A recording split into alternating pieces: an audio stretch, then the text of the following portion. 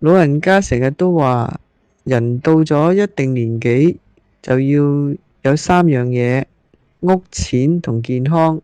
呢三樣嘢係晚年生活入面點都少唔到嘅。講到養老，好多人都會早早諗定計劃，但問題嚟啦，過咗65歲，到底要存幾多先夠養老呢？一齊睇睇啦。67歲嘅張大爺，我叫張大爺。今年67，每個月有大概4000蚊退休金。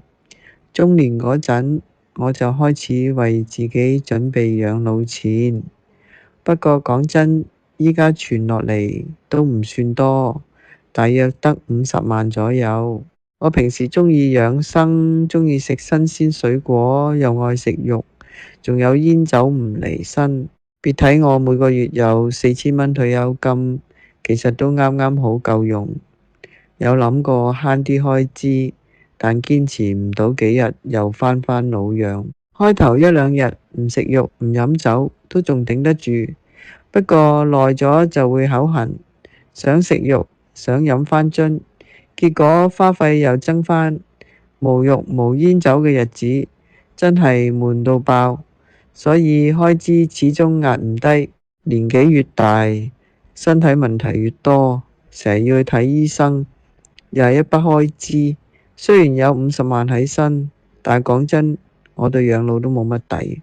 身體唔好，錢又唔慳得，未來啲錢應該唔夠用。所以話人老咗唔好淨係睇你存到幾多，最緊要識控制開支，多做運動，減少去醫院，咁樣有幾十萬都算夠養老。但如果成日都要睇醫生，醫藥費又貴，冇第二收入，就算退休金加埋50萬，其實都唔見得夠。70歲嘅冷奶奶，我係冷奶奶，今年70，要問我養老要幾多錢，我覺得要睇你有冇智慧。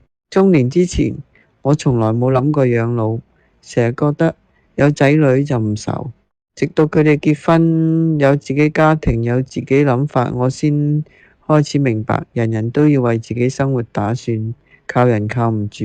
以前我覺得要靠仔女養，所以對佢哋好到不得了，錢都花晒喺佢哋身上。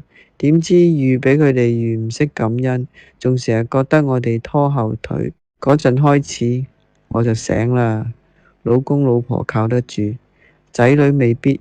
要為自己嘅晚年打算。人到一定年紀，要學識將自己放第一位，唔好淨係諗仔女，否則最終蝕底嘅係自己。40歲開始，我每個月都會固定存一筆養老錢，唔算多，但夠我有底氣。55歲退休之後，每個月有3000蚊退休金，我冇亂使錢，反而更加精打細算。平時多數自己煮飯，偶爾想食好啲就出去食一餐，改善下生活。年紀大咗，我好重視身體健康，每年都會去做體檢，雖然幾百蚊一轉，但我覺得值。呢啲係一種預防，平時又會做少少運動，注意養生，所以都算健康。每個月3000退休金，加埋30幾萬積蓄，我嘅生活幾幸福。58歲嘅秦阿姨，我叫秦阿姨，一個普通人，人生行到大半都冇乜養老錢，得10萬左右。我對養老冇乜長遠打算，淨係諗到動得嘅時候就裝下啲賺啲生活費嘅嘢做。我冇退休金。